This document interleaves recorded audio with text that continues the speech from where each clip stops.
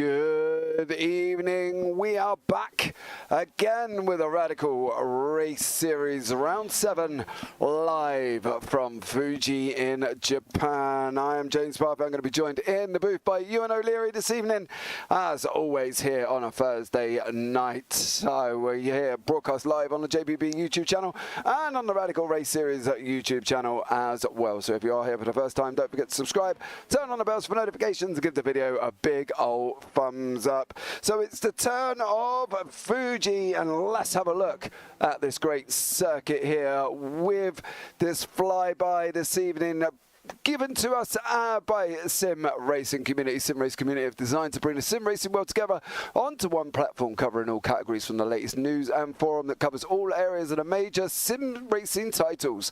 A social community allowing you to meet new people within the sim racing world, live racing, league racing, paint shop design downloads, and much, much more. The platform is free to use and enjoy, and we look forward to seeing you there at www.simracingcommunity.com. The track itself is Imola. Current major events: the FIA WEC, the GT World Challenge Asia, the Super GT, the Super Formula, and the FRJC Formula as well. Opened in 1965. There is 4 configurations of this circuit. This one taking place from 2005 to present. 4.563 kilometers in length, 2.835 miles. Third configuration was September 87 to 2003. Second configuration was 1975 to August 1987. And then the original circuit was from 1965 to 1974.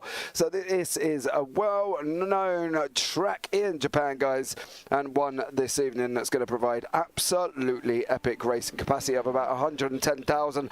FIA grade 1 circuit. So stay tuned for that one, and we're set just outside the city of Oyama in Japan. So there we go. But let's bring in Ewan O'Leary to tell us all about what happened last week. Good evening, Ewan. Hope you're well. Yeah, very well indeed. Very much looking forward to kicking off the second half of this season at Fuji, a new circuit to the iRacing calendar, of course, and one that not many drivers will be experiencing. So it'll be very interesting to see what happens. But yeah, last time out, Simon Edwards took another win in this series. It's his third of the season now, which has made up half of the races we've had so far. But he's had some poor rounds as well here and there. So he's up there in second in the championship, still behind Mike Booson, who was third last week. Dan Webster was sandwiched between them in second. And so we've only got 10 points now between 1 and 2 in the championship. Paul Crabb wasn't there last week. He's not here again, or at least last when I looked a few minutes ago in practice. Paul Crabb wasn't there, so it was unfortunate to see him slipping away ever so slightly now. But yeah, I mean, we've got a very interesting situation on our hands now, with only 10 points between Mike Booson and Simon Edwards, who seem very well matched this season. Yeah, it does as well. The interesting thing about Mike is he's not won at all this season. He's got 0 wins. Simon Edwards got 3, Paul Crabb 1, Luke Maxwell's got 1, and Graham Brown's got 1 as well. But Mike Booson, I think that's the thing. We can see the championship standings in front of us currently, Ewan, and Mike's leading the overall championship by 10 points. He's got 185 at the moment. Simon Edwards on 175, Paul Crabb 154, Luke Maxwell 146, Ben Underdown 126, Paul Clark 122. From iLounge Racing there as well, Paul LeMay on 116, Michael LeMay's brother on 114, Damien G on 112, David Rolliston on 109, and Oliver Ettridge on 94, Jamie Bird on 85, Phil Glover on 83, Graham Brown on 79, Colin Wynn on 72, Scott Lear on 70, Phil Jocelyn on 69, and James Child rounds out our top 18. But I think for Mike, it's just been consistency, hasn't it? We're used to seeing him in second place. He got a third last week, you know, and I think it's just the fact that he's not won, but yet he still leads the championship. And I think that's a big shout out to him, really, of just how consistent he's actually been this season. He doesn't have any wins, but he also doesn't have any bad races this season, which is really the key to this one. We've seen a couple of them from Simon Edwards. I think he wasn't able to attend one of them as well, Edwards, which is putting his points tally down a little bit there as well. But I do think Booson still has some work to do in this season. Obviously, he's going to want to get that race win. But when you have to factor in that there are 3 drop rounds in this series, only 9 of them are going to count. Simon Edwards, one of his drop rounds is going to be a 0-point score. So if you see what I mean and can visualise what I'm trying to say, is that Mike Bousson is going to have more points to drop at this stage. His worst races are better than Simon Edwards, which you'd think is a good thing. But that does mean he's going to lose more points when all the drops are applied. And that does mean that I think Simon Edwards will end up being in the championship lead when they all get applied a little bit later. Obviously, it's a bit early for that kind of maths. But I do think that Bousson still has a bit of work to do. And, of course, he is definitely going to want to finally get that race win that has been almost haunting him so far this season. Yeah, I think he's really going to be looking to get it. He's almost... He doesn't want the title of a nearly man, but that's kind of what he has been across the last 6 races, that nearly man. You know, and there's been times where you would have thought he'd got it, and then he didn't get it, and then he finished second. And it's just a trial and tribulation for Mike Bousson. I think he's got to go out and really kind of get a victory, as you say, to compensate for the fact that he is going to have a drop round. You know, we're going into qualifying very, very shortly as well. That kicks off in a brief moment. But I think from Mike's perspective, I think he needs that win. I think Mike in his own will say he needs that win, and he's got to get it. Now, Fuji isn't the most easiest track to get a win on. You know, you've got the tight chicane at the later on in the race as well at turn 10, and I think it's going to be tough for pretty much most folks this circuit, because as you say, it's a new circuit. It's not been out long. Not many people have driven it. Not everybody likes it. But these kind of drivers have got to adapt to it. You know, I think the reflective is this evening on the amount of cars we've got on track. We've got 12 currently on track at the moment as well. And I think it's a tough one, because it's a combination of obviously half term. If you've got kids, you can't make it. If you're away, you can't make it either during this week, because obviously the half term and kids are off school and stuff like that. But I think, do you think the factor of it being a new track as well, and not everybody's tested it, not everybody's got it, is that kind of probably putting the numbers in perspective of where they are at the moment? I think that's the main contributing factor, actually, to the turnout we have here, because of the fact that it is a new circuit introduced. I believe it was at the start of season 4 for this season, or was it season 3? No, I think it might be in this season. I think. It could be. I mean, who knows really? I don't. Time's flying, so it could have been last season. It could be this one, but I think even if it was for season 3, you know, that was all the way back in June. But even so, it's a new circuit, and if these drivers, you know, think that, well, this is possibly the only hour I'm going to be using this track for months, you know, until this gets put on the radical schedule again or whatever else it is they do. If they believe that they're not going to use Fuji Speedway that often, they don't really like the circuit, then I guess a few people, especially with the 3 drop rounds, would think, well, I'm just not going to buy it then. I'm just not going to bother. I'm going to miss out on this round. But of course, as you say, there are various reasons that drivers wouldn't be able to make rounds as well. Luke Maxwell is another driver who, I don't know if you mentioned it, but he is another driver that will be missing out on tonight's race. That's the second missed round of this season for him, which is going to hurt him a little bit in terms of points, because worse and worse races are getting dropped, which is not good for you. Really, you do want to try and keep your results as good as possible, and obviously when you're not here, you can't do that. So Maxwell is going to take a bit of a hit on that one for today, but he'll be back, I'm sure, for the next round at Road America, to put that one right and really get his season going, because he was starting to build a bit of momentum after his championship last season.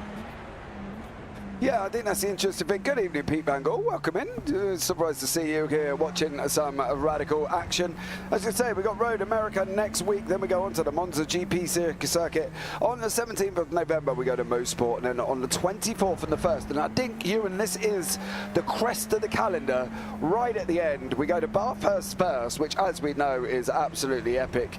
And then we go on to the full Nordschleife circuit. So 2 epic circuits to finish the season off, and I think for these drivers that's got to be a pinnacle, isn't it? Bathurst and Nordschleife, they're 2 you want to go out and win straight away, aren't they? Yeah, there'll be 2 circuits that will be eagerly awaited by all of them. I think it's going to be a difficult race, though, a couple of difficult races, and Bathurst not easy at all with the wall so close at the top of the mountain there, and obviously everybody knows about the Nordschleife, so it's going to be very, very hard indeed at the end of this season, but hopefully it's going to be very interesting as well. There's nothing guaranteed before we get to that point for whoever the championship leader is. But a couple of difficult races to see that one out. So that will keep us on the edge of our seat, hopefully till the very end of the season. Yeah, absolutely as well. It went right down to the end last season. So hopefully this season we'll get the same kind of drama as well. We can see Damien G out on track. Times are coming in 1:33.473 at the moment here for the top for Simon Edwards. I'm not really, I think, to be honest, Ewan, I think that time's going to come down. I'm not expecting it to come down a lot, though. I think if we get low 33s, I don't think we're going to hit a 32. But then again, maybe I'm just being a bit more of a pessimist than I am an optimist, as we see Ben Underdown's doing purple in sector 2. But I think 1:33 is probably whereabouts these drivers really want to be with their times. If they can hit the 1:32, great. But we are asking Simon Edwards to go and make up half a second on his next lap. You know what I mean? It's a big ask and not always one that's possible, considering he's got 2 yellows in sector 1 and 2. So he's definitely not going to hit it. But 1:33, would you say, was a target time? I think Simon Edwards has already put one up, but it's kind of, hey guys, there's my time. Now you got to go out and kind of match it.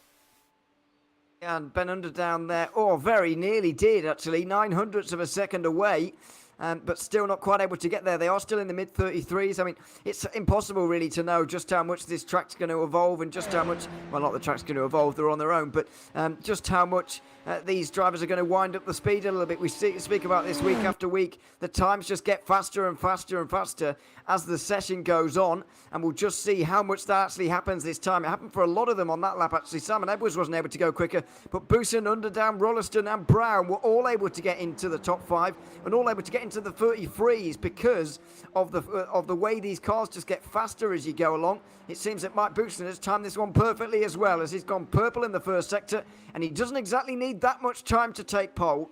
No, definitely not. As you say, 9/10 of a second is not a lot currently at the moment for Mike Booson. It'd be great to see him on pole. I've got to be honest. I think there's a kind of a soft spot for Mike, and I think the problem is obviously he's been so close, and I thought he was going to get it, and he probably should have done a Watkins, and it was just agonising. Absolutely agonising for Booson, and I do wish him, all the best and getting a victory if he can this evening as well. He's got a good opportunity to make up a big chunk of points though. Yes, the guys have got drop weeks, and yes, some of them are going to be on zeros, but if Mike can make up points, his drop weeks might not work out so bad. He is going to be dropping scores off, and he is Mr. Consistent, as we know, but he's just taken pole position on a 1:33.193. Oh, Booson coming in sneaking at the end there. So that's incredible for him. Ben Underdown is in the pits. Nothing doing there either. David Rolliston is going to be looking at heading in. Damien G is going to be the last of on track. But that's what I mean with Mike. He's so close, isn't he, Ewan? It's almost like he's got his hand on the trophy, and yet somebody keeps pulling his fingers off. You know what I mean? He's almost there. Yeah, we've contributed to that a couple of times as well, yes. I've got to say. I'm thinking back to Watkins Glen in particular, where he was leading, and I said he might win, and then he didn't win. No. But yeah, anyway, hopefully today is going to be his day. It was a great lap towards the end there, and somewhat surprisingly, on the final lap, and the third and final lap, which is normally the lap where everybody goes mental, really wasn't very chaotic on this occasion. There weren't many improvements. And Booson definitely benefited from that. The fact that Simon Edwards didn't improve on his opening lap time really helped him as well. Booson's lap time in itself wasn't bad, of course, as well. To be in the 33.1s there is impressive. But either way, it certainly helped that a lot of the others around him didn't really improve. The fact that we have 8 cars within 1 second around this circuit is very promising indeed for this race. That is going to be very close because people haven't really had that much time to perfect their lines around here and go maybe get quite as much practice as they would at maybe other circuits and more popular circuits we've had in the past.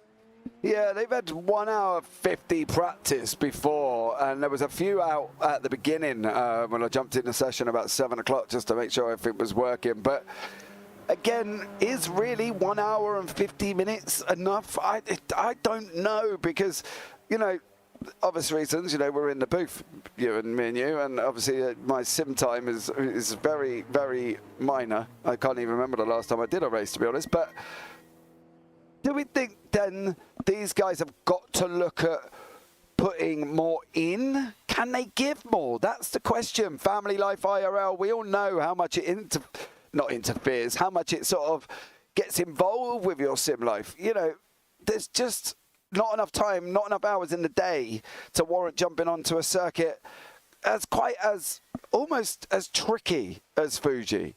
And I think that's probably where a couple of them are struggling again tonight, I think.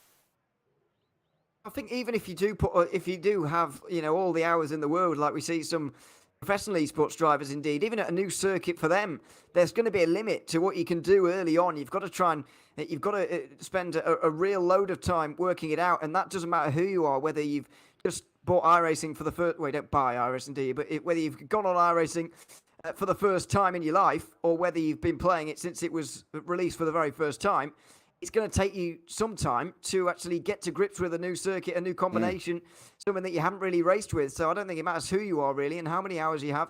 You are going to struggle at a new circuit like Fuji, and it isn't easy to perfect this one. I've got to say, one of the corners that I find particularly difficult for some reason is 100R, around there at 4 and 5.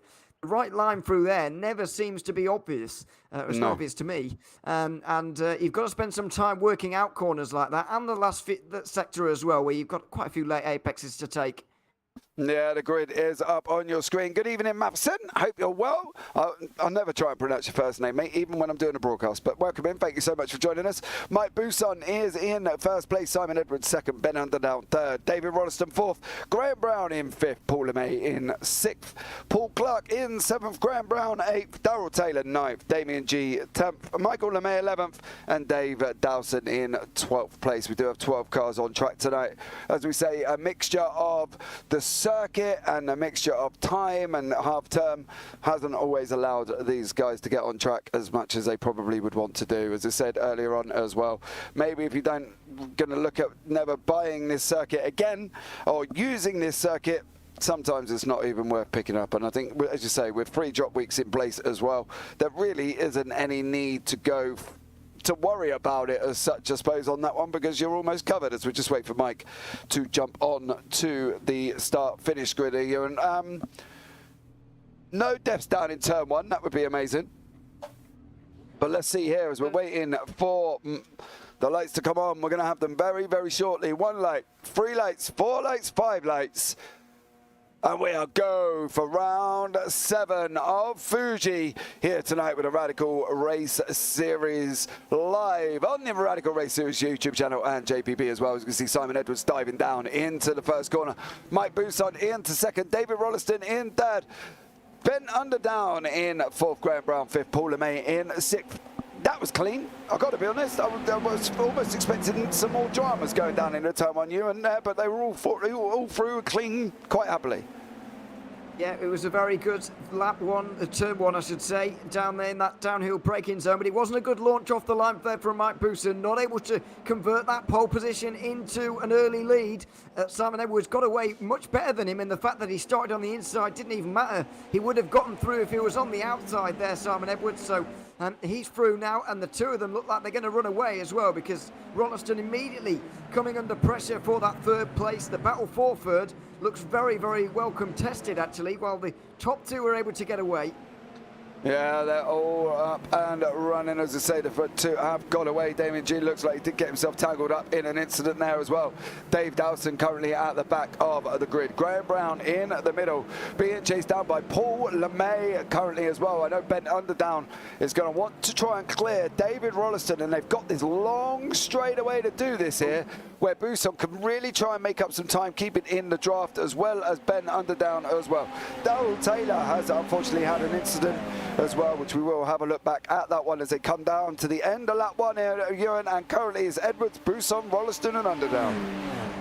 In the top 6 getting away as the fight for third place really does start to heat up, and Underdown down towards the inside, but very early on the brakes, unless Rolleston has entirely overshot that, who was just Underdown backing out of that one, and given how far alongside he was there, very surprised about that.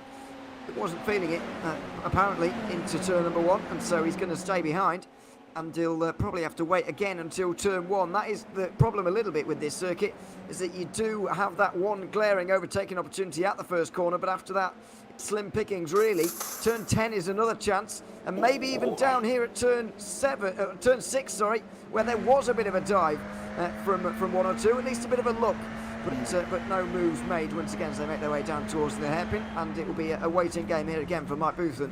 Yeah, I think from Bouthen's point of view, I do wonder though, and I know this might sound really bizarre to be saying this 2 laps in, do you think the patient game of waiting till the end? Because it's a long straight here, we know that. If you take him now, you're going to be drafted on the next one if he stays with you throughout the whole circuit. So did we kind of see that from Ben Underdown about the fact that he didn't want to make that move early? Or, I'm not saying he's going to want to sit behind David Robertson, don't get me wrong, but you get what I mean? Like, it's a long old draft here, and if he makes the move early and David Robertson keeps up with him, he's going to be looking at getting him, drafting him back down on the next lap. Could he be patient? Well, maybe. I think the guys in 3rd place, though, are going to want to try and get as far up the order as possible and try and maybe even catch the leaders if they possibly can. Roston having a couple of connection problems as well, which isn't helping. Underdown just not that confident under brakes into turn 1, clearly. He does manage to do it on this occasion as Simon Edwards has gone off at turn 1. It's a very difficult braking zone, and Edwards has come unstuck down there. Luckily, the top 6 kind of got away there, so he only does drop to 6th, but not right to the back. But let's see if it was on his own. He brakes too late, tries to trail brake in, but once you start going downhill over the crest there, it gets a lot more difficult, and Simon Edwards has dropped to 6th. Oh, Ewan, do we say it? Do we say it, or do we wait till the very last lap when the checkered flag is taken? Can he get the first pick? I'm going to say the man who does not be named, as we see Graham Brown going in deep there as well from David Rolleston in through the tricky chicane section. The man who cannot be named, can he take his first victory this evening? Let's only well, see what happens, but from now on, for the rest of the broadcast, we will call him the man who cannot be named. Sim Racing Community TV, welcome in. Thank you so much for joining us, as you have been in. Right about now, the leader, Simon Edwards, did spin down into turn 1 and dropped himself all the way down into 6th place. He did have quite a bit of a gap, mind you, but we've got this three-way train currently with Paul LeMay and Graham Brown and Simon Edwards. How is this going to go as they start moving their way down into turn 1? As you can see there, LeMay has pulled out, ready to go. He's through and done and dusted. What could Simon Edwards do here as well? He's just looking. There's no real room there, Ewan, is there? He can't really go anywhere when you've got a car on the inside and a car on the outside, and I think going 3 wide, he's got this, oh, Graham Brown, can he squeeze him up there? We'll stay on board here as they're going into that tricky part of the circuit, round turn 3, round Coca-Cola corner of all things, and then this 100R that, well, it just doesn't seem to be a line of any form of necessity around this circuit. But I think that's what that's what Edwards got stuck with, didn't he? There was kind of nowhere to go at the end of that straight. He was picking up the drive from LeMay and Brown, just couldn't do it, couldn't go anywhere because they were across both sides of the circuit. Yeah, it was difficult really. He did the right thing into turn 1, definitely, in not making it 3 wide, not trying to make up for his mistake all in one move there. Just wait for one of them to go wide at turn 1 and then try and go through, but it was quite clear that once he found himself on the outside going towards turn 3, he didn't really want to be out there. He's already been around once in this race, doesn't want to go spinning around again. I know it was only a half spin, but it did cost him quite a lot, so he is biding his time right now, but he won't have all the time in the world. 10 laps to go at the end of this one. It's not a particularly long race, and so Edwards is going to want to make progress as quickly as possible to try and at least reduce the amount of cars between himself and Mike Boutsen, who he's starting to really eye up for a championship right now. Graham Brown is definitely going to be under pressure into turn 1. I don't think he's going to be able to do much to hold Simon Edwards back. No, they're side by side. Edwards on the left, Brown on the right. As they're coming down into turn 1, we've got Paul Clark as well making that move further back. We'll keep an eye on that one as we see Edwards go through. And we see Clark go through as well. So he's now up into 7th place for him. Good move so far. Ben Underdown has got about a second gap over David Rolleston with this man behind him. Paul LeMay, who's got Simon Edwards half a second back at the moment. Edwards is going to be looking at coming through the order without a shadow of a doubt. second place in qualifying and got off the grid and was literally flying off the start until we unfortunately had that spin. Graham Brown, however, is still chasing down Paul Clark here, and I think this is going to be an interesting battle as they go down. This is the battle for 7th at the moment. The gaps up front are about a second. This is one of your closest battles on track currently at the moment, but I'm expecting them all to start coming together later on in the races. We're on lap 5 of 14, and he who cannot be named is leading due to the fact that we don't want anything to happen. So I think that's fair, Ewan, don't you think?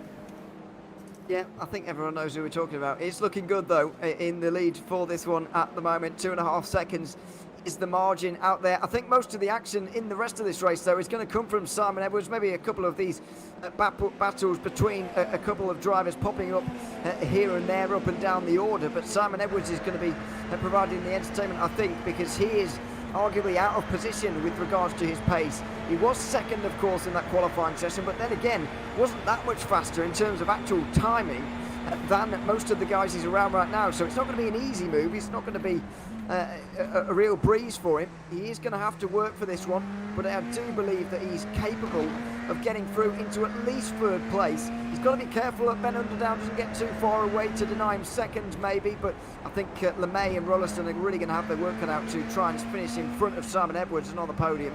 Yeah, well, we've only got 8 laps remaining here. Oh, Fuji, you see there, Edwards got the car nicely hooked up round 100R as they're going down into turn 6, which is the tricky left-hand hairpin here as well. So Edwards is on the back of LeMay. We are on board with Simon Edwards. You see the lap times at the bottom there currently as well. Edwards is a bit quicker, but LeMay was quicker in lap 5. So we'll see how this pans out going across lap 6, and I'm expecting that to reverse back the other way. That hairpin, no matter what car you're in, Ewan, that hairpin, that right-left chicane, oh, is an absolute killer of a corner to have at the end of that straight as well. You come round from 6 down to down 300R down into 10, and then you're greeted with a chicane at the bottom. It's a right nightmare. I can't help but feel they could have made that corner a bit better, really, but anyway.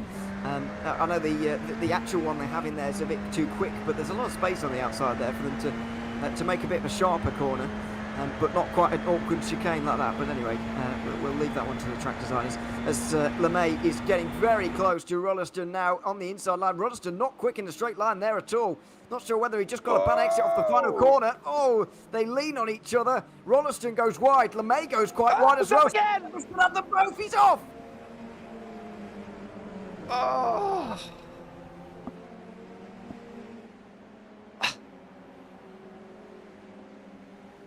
What can we say for Simon Edwards? He just cannot get a break, can he?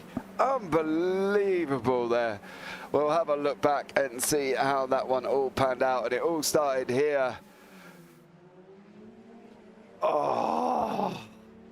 It's an awkward one.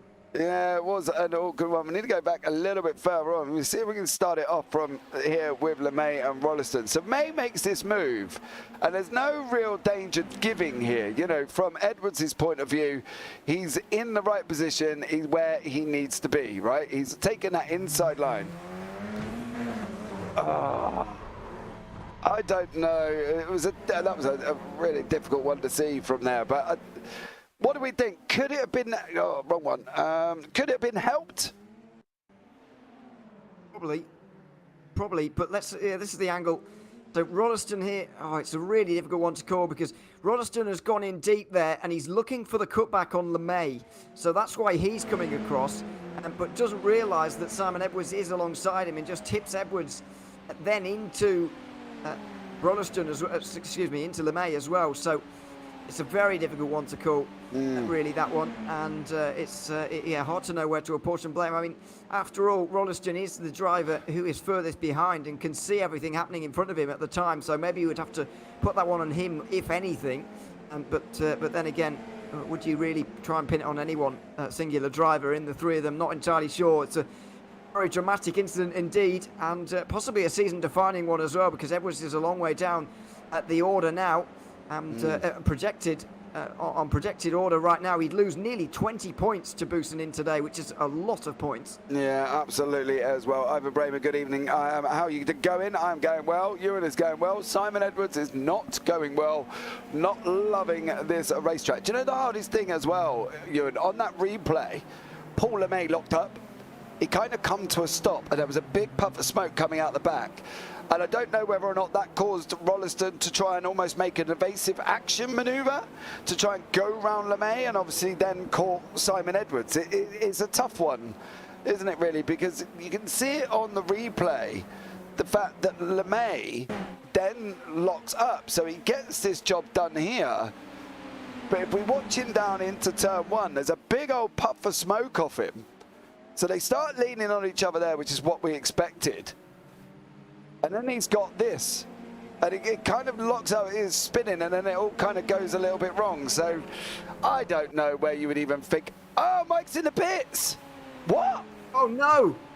Oh, no. Mike Busanin in the pit lane. What is this all about? Oh, please tell me he put enough fuel in. It doesn't look like he's put enough fuel. Well, it's not a drive-through. Clearly, he intends to stop in his box.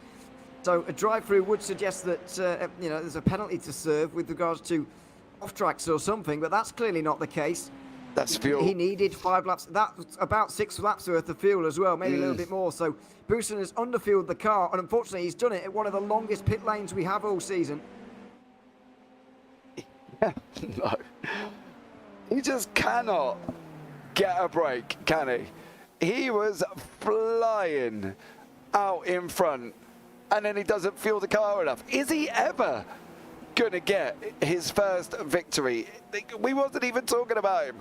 We said he was the man who cannot be named for purposes of, we didn't want to mention him, and yet he still didn't take it. And now we've got Ben Underdown, who's leading. LeMay in second here with Graham Brown behind him as well. Further down, we've got the other Paul Clark. He's being chased down by the other Graham Brown in the series as well. Who was at fault of that one? Edwards may not have seen the other car, but he did come back across the track, so it's a tough score. Yeah, it is. And I think that's what me and Ewan were saying. Is that you can't really blame anybody as such. I suppose, we can look at Rolliston, but that's as far as what we can do. We're not stewards, and at the end of the day, I'm sure that will come down to it if people feel they want to make that sort of that inquiry into it. But from our point of view, I wouldn't want to be looking at point in blame. I don't know if you want to be waving the finger at anyone. I think there becomes a point when you spend so long looking at an incident that it's probably better to just decide that it's a racing incident. There does become a point where, you've just tried to decide so hard as to who is at fault that the real answer might actually be nobody really. It's very difficult one to call, and there's a lot going on there as well. I wouldn't put too much blame on any singular one of the drivers, but both of those championship contenders now, Edwards and Busanin, outside the top 5, which is pretty unheard of. Mike Busanin has just gotten up into 10th place there. So that's a positive, at least for him there now. But I think that's pretty much going to be it for him now in terms of overtakes. Simon Edwards has got plenty of cars in front of him that he could take points off of. But he's only got 4 laps to do it. And the next in line behind Simon, in front of Simon Edwards is Michael LeMay, and then you've got Paul Clark here and Graham Brown. They're fighting side by side as well, which could eventually hold each other up, as we can see there. Paul Clark from iLounge Racing, obviously one of the sponsors this evening as well. So go and check them out, iLoungeracing.co.uk as well for all your sim needs. So go and have a look at their website. They've got all sims available on there as well. And if you're really flush and you've won the lottery, you can buy a simulator for £100,000. Incredible stuff that Paul is doing with iLounge Racing as well, so please go and check them out, iLoungeRacing.co.uk. I did volunteer for Paul, as we see here. Graham Brown trying to get round. I'll get back to my story in a minute as Paul defends the inside line, and Graham did not get through this time as well. I did try to hint to Paul earlier on today. He was looking for a driver, looking to enter his SR1. He was talking about getting his SR1 dusted off as well for a series that's coming to the BTCC, a part of that one. I did say to Paul, if you need a driver, hit me up, and I'll happily jump in your SR1. Now, the chances of that happening are probably very slim. So on that thing, I did turn around and say, well, how about we turn it into a media day and I'll come and have a chat and do some interviews with you instead. Maybe that's a bit more realistic for me, I think, Ewan, and Paul handing over the keys to his SR1, going, there you go, James, go drive it round Brands Hatch, you know what I mean? Yeah, I don't think I would do that if I was in his position, if I'm honest. Thanks, mate. But not because of you, of course. But, oh no, of course not. Somebody with no experience of driving the SR1 around a racing circuit at all. Why would you give me the keys? What could go wrong with that? Yeah, exactly. What could go wrong with that? It's like but, yeah, doing all right at the moment. It's top 5 for now for him. Just looking in the background though at Simon Edwards, who's gotten up in front of Paul LeMay, that is. I think Michael, not the Michael, not the LeMay, well, Michael LeMay, not the LeMay that he got involved with earlier. Is what I was trying to say. I don't think it is anyway. No. But yeah, up another position for Simon Edwards. Another point gained over Mike Bousson as well, which is positive. And there's another couple of cars up here as well. 3 laps to go as they go over the line. So maybe there are a couple of points left to pick up here for Simon Edwards. Can he make up the 1.5 though? I know these guys are fighting and they're probably jeopardising their lap times, and I just wonder if he can make up that 1.5 kind of that he needs. You know, 1:35.36 for Clark. Saying that, he pulled out, it was did a 1:34.85, Simon Edwards, so maybe it's an opportunity for him, but he hasn't got long to go and do it. And I think from his point of view, I'm going to kind of not put it out there that he's not going to get it, because as we've seen with him, anything can literally happen. I'm not optimistic that he can make this move up to Graham Brown. Maybe I'm underestimating the skill of Simon Edwards, of course, but if I am, then I'm going to eat humble pie at the end of this. But I think it's going to be tough for him to clear these 2 cars before the end. Yeah, it's going to be interesting to see what happens. I do think he can get there, though. We are about to go into the penultimate lap, but these 2 are fighting, as we've mentioned, and Edwards looks quicker than them anyway. And another couple of points here would halve the championship margin from the start of the day to Mike Bousson, which was 10 points. It would halve it to 5 if he was to be able to get up into that 5th position. So we'll see if he can manage it here in this one. I do think he's going to be there. Brown could even be challenging by the end of this straight here down in towards turn 1. We'll see if he's close enough. Yeah, we've got this one. Well, Paul Clark did the sensible thing, pulled over to the right-hand side, too, kind of defending the inside there as well. We've got this one and one more, and currently the gap from Edwards into Brown is just under a second. So it's going to be interesting to see how this one pans out, whether or not Simon Edwards can take these extra 2 positions that he kind of would need and move himself up into 5th place as well. So Dave Dowson has not had the greatest of races. Unfortunately, he's been involved in a couple of incidents there as well. So, and is now out, unfortunately, this evening. To see Graham Brown on the left-hand side there, kind of trying to make that move round. Paul Clark doesn't get it this time. Paul is kind of defending really sort of stoutly, isn't he? He's not giving up room that he doesn't need to give up, and I think that's kind of where the racing side of Paul Clark comes in, because he's not giving Graham Brown any room. He's taking that inside line straight away down the straight. He's not allowing him to catch the draft as much as Graham's really not kind of pushing the draft scenario, because he could follow him across the track, Ewan. But I mean, from Paul Clark's kind of point of view, he's done what he needs to do to defend that position up to this point, and he's only really got this long straightaway on the last lap, which I believe Ben Underdown is coming across to take now. He's only got really this next straight to kind of defend from him, and it looks like he's got a better run than him out of the last corner. However, Simon Edwards does look like he's got a better run than Graham Brown as well.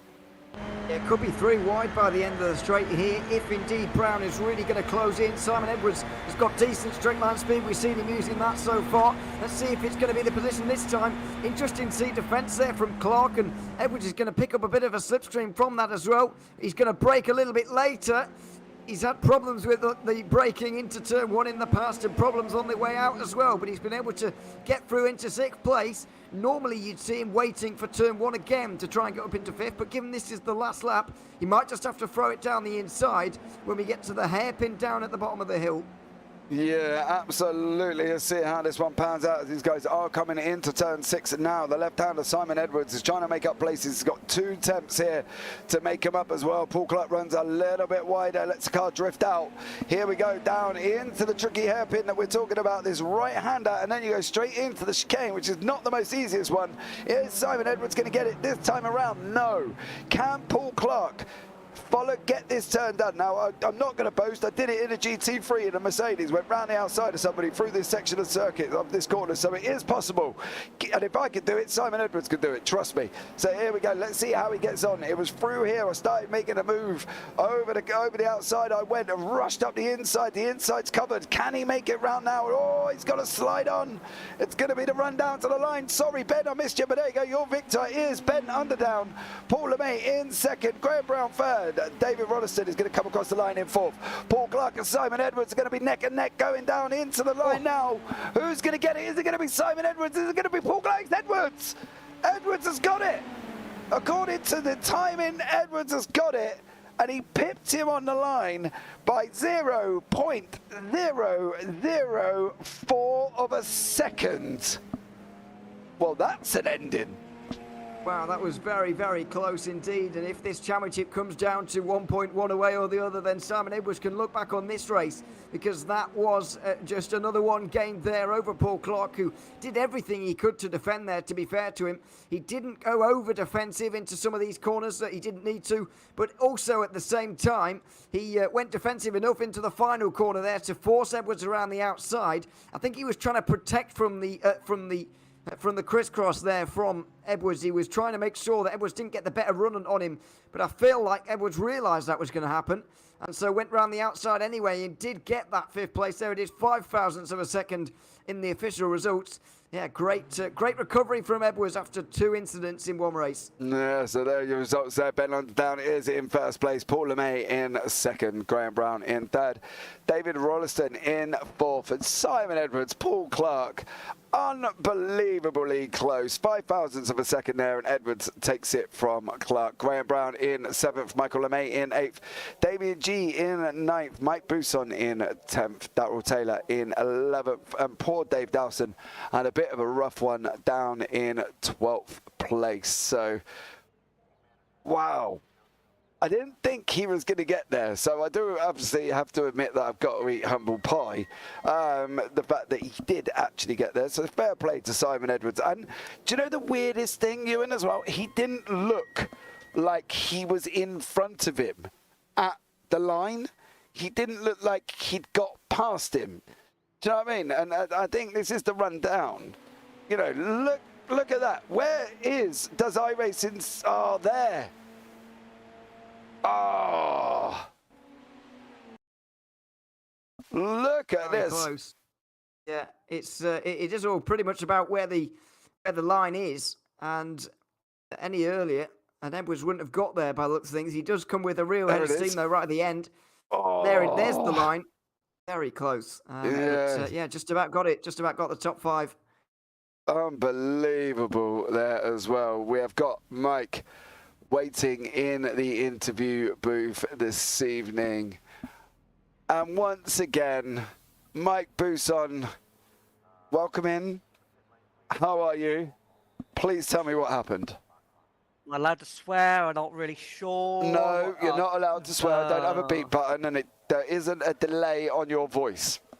Yeah, I was 10 litres short on my fuel. I'll tell you. Inside, you didn't say anything about a potential win, did you? You didn't curse me again or something. No, do you know what, right? Actually, I'm going to give you this, because me and Ewan both sat here, and we were actually like, could it be possible? We actually called you he who could not be named is out front. So we didn't even put a name on that, and I didn't go to you at all right up until the point you went in the pit lane. That's the only time I covered you, so please don't, it wasn't me this time. We called you he who could not be named. Could he take the first victory? Yeah, I was confident I was going to take this one tonight, and obviously when you're driving along and you hear that message about how many laps you've got left, because for some reason I'm 10 litres short. I had 16 litres in the tank, and obviously, or 17 litres in the tank, and I needed 27 litres in the tank at least. So yeah, I'm here to destroy my own championship. So Yeah, there we go. I'm gutted. Mate, I'm gutted for you, mate. I honestly thought, both of us sat here in the booth, and we honestly thought you were going to get it. You know, both of us didn't use your name because we didn't want it to happen. But I honestly thought, Mike, you were going to get it, and I could only just feel the pain that you're going through. And I was just cruising. I was just thinking myself, I'm looking at the gap. I was thinking I'll keep a 2-second gap to Ben. I thought I'd better have a couple of laps just to check that's just me going slow and not Ben keeping up. So I pulled out of, almost back a second, I think, in one lap or something. And I thought to myself, that's right.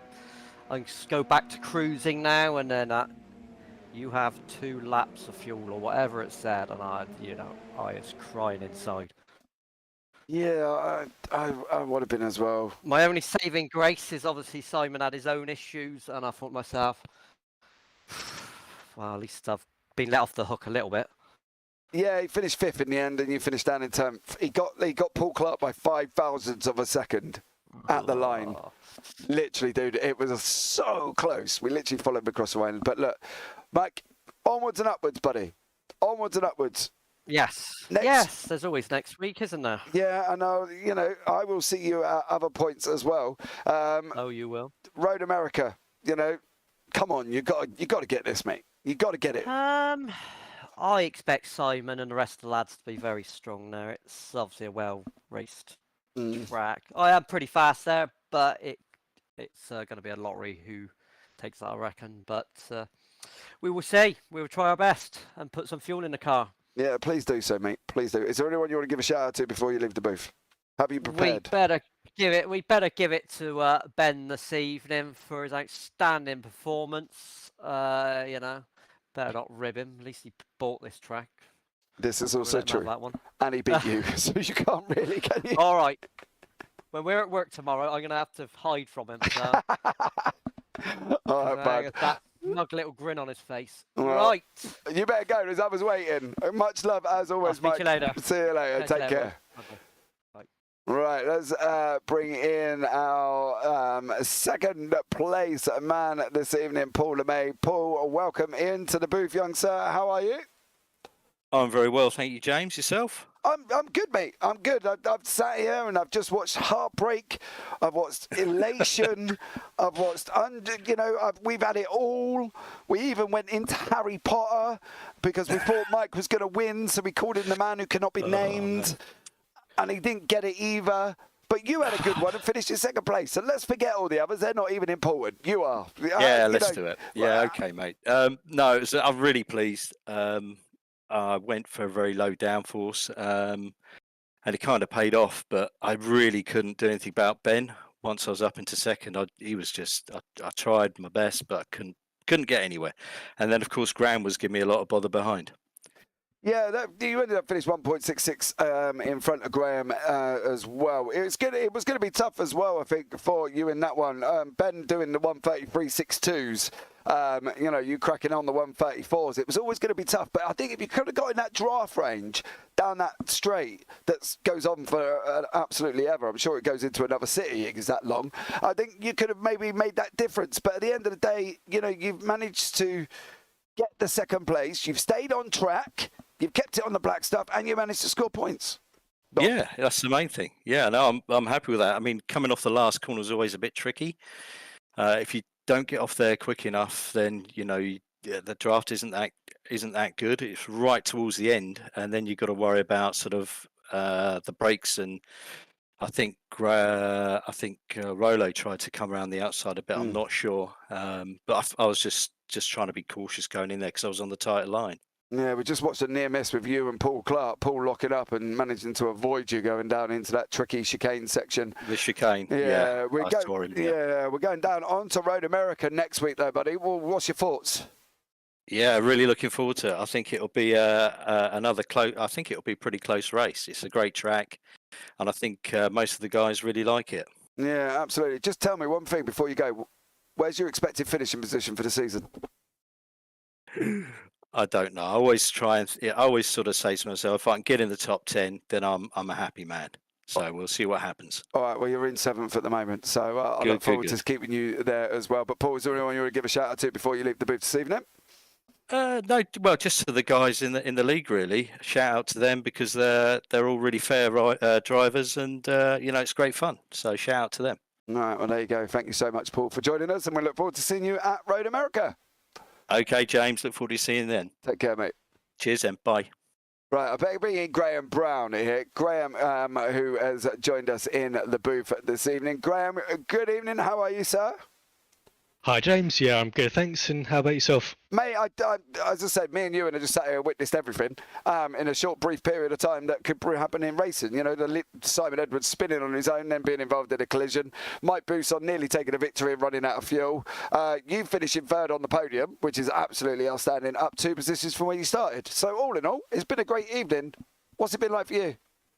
Yeah, it's I didn't have the best quality, but yeah, it's just about taking risks, and I took it a bit too safe, and then just didn't get the good start.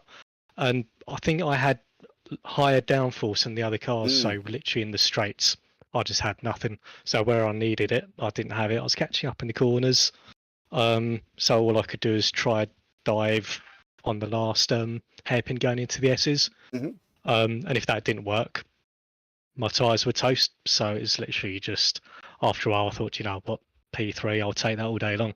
Yeah, absolutely. I think at the end of the day, it's kind of that risk and reward, and if it's worth not risking it for risking it for a biscuit almost, I wouldn't worry too much about it. But overall, stellar race, nice and comfortable for you. Looking forward to next week at Road America. Yeah, that should be a good one. Yeah, I enjoy that track. Not very good, but I enjoy it. So that's sort of the name of the game. Well, at the end of the day, that is the name of the game. And I just want to give you one honourable mention for the fact that you're in a JPS liveried Radical. That's it. I love you for that. That livery is iconic. I saw it in Trading Paints, and I was like, I've got to race that. Yeah, absolutely. I'll give you full props for that one, Graham. Is there anyone you want to give a shout out to before you leave the booth this evening? Congrats to Ben. That was absolutely stellar all night. He was bang on point.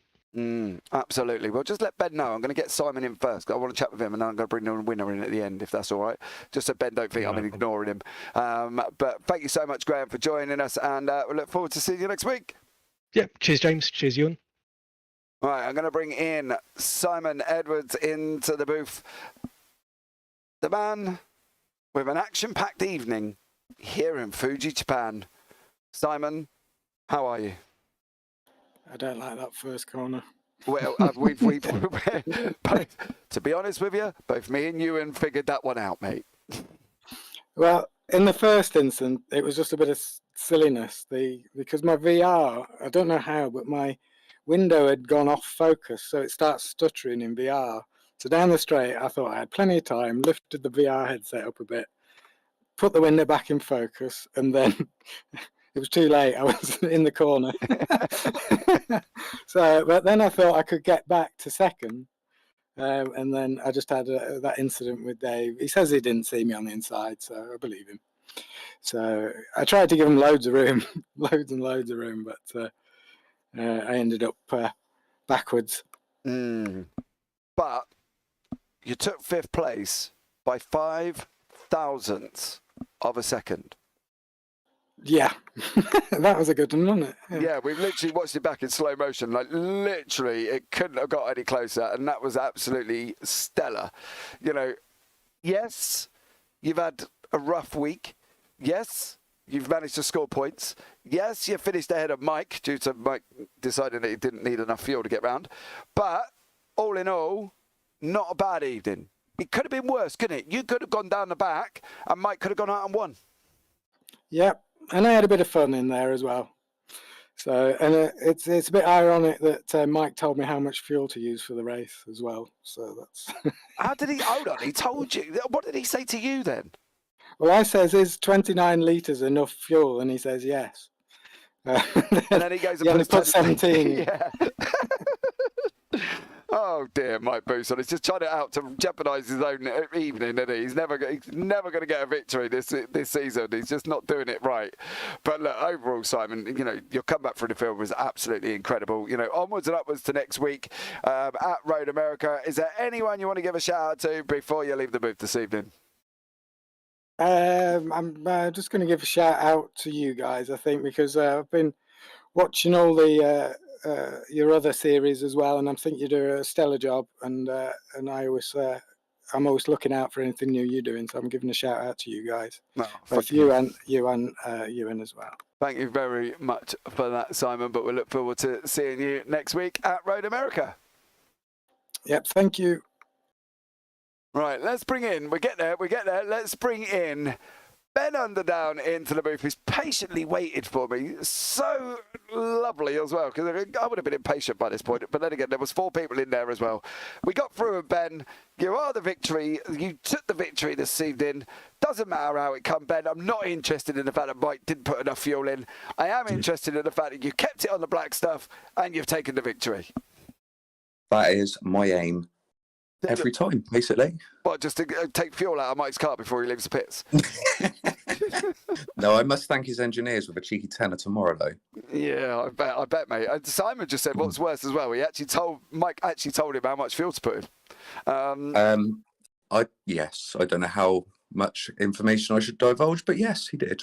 Mate, Simon's already told me, mate. Mike's told him 29 litres. Simon went 29 litres. Mike went yes, and then he only put 17 in his own car. Oh. Yeah, I practiced on 30 and had an extra lap's worth, so I thought I'd be brave and drop a litre to 29, and it was right in the end. Can't remember what I ended with, but well, clearly you got across the line, so you ended up with enough, didn't you? You know what I mean? Let's be real there as well. But look, it was a tough night.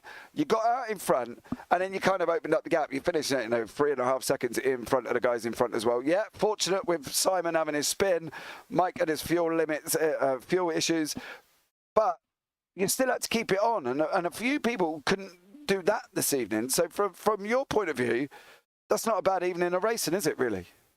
not at all. I think that's pretty much the only way I ever finish as high as I do. I just try and finish and be as consistent as I can, and not drop it.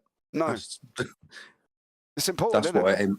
I'm not necessarily. I don't think I qualify as well as most, but I can sort of put a near enough lap most of the time, one after another.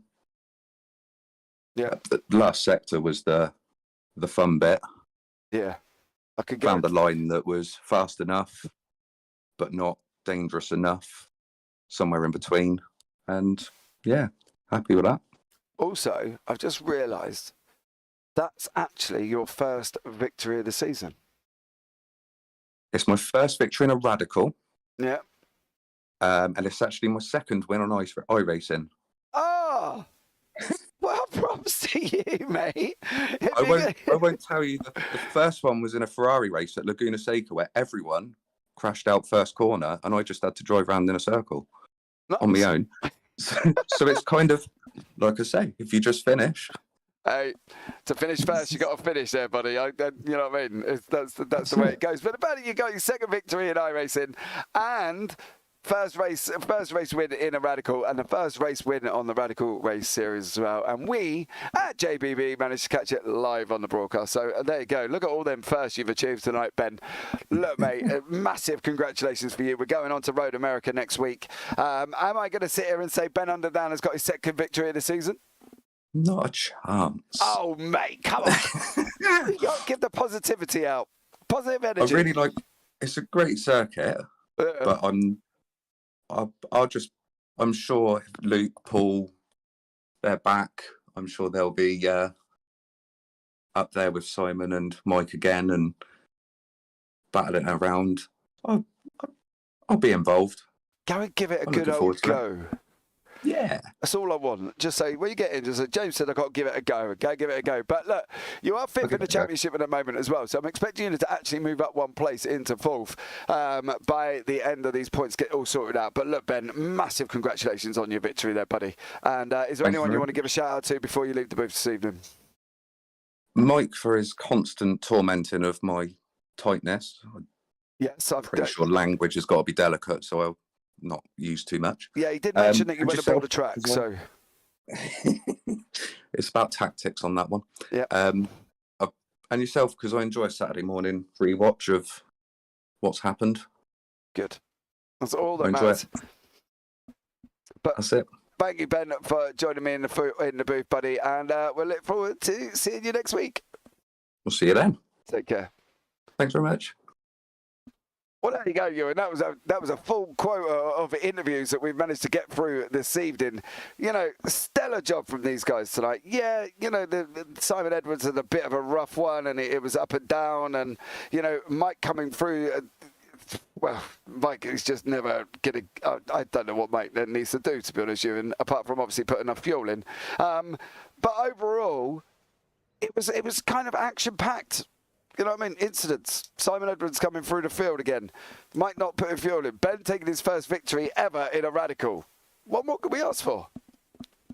Yeah, not much more could have happened there, really. It was very dramatic indeed at a new circuit, as I suppose you'd expect. But yeah, the season will roll on in a week's time. We'll see what happens at Road America next. I'm glad that the drivers are looking forward to driving around there, because I certainly wouldn't. I don't really like it, but hopefully it produces good racing at the very least. Yeah, we'll have another twist in the championship tail. Only 5 points now between Mike Booston and Simon Edwards, so it's getting very interesting indeed. Yeah, absolutely it is as well, guys. But there you go. That rounds out tonight's broadcast as well. We've still got the Crest Autosport World Touring Car Challenge Round 1 taking place at Imola as well. You can go and hit that up over still on the JPB YouTube channel as well with Biggles and Dan. So there is the link in chat, so you can go and have a look at that as well. So much love for everybody that's joined me. Ivan Bramer, Sim Racing Community as well. Matheson is here, and also Dan Peoples jumping in. Oi, you should be commentating. Pete Van Gaal, and also Phil across the pond as well, who supplied me with this very comfortable chair that I'm sitting on at this moment in time. So much love to him. But if you are watching live, guys, don't forget to hit the subscribe button, turn on the bells for notifications, and give the video a big old thumbs up. And if you are managing to watch it back as well, please do the same, because that would be absolutely amazing. But all that's left for me to say now, guys, as always, from myself and Ewan O'Leary, you all take care. Have a great week, and you never know, we might see you on the track next time. Good night.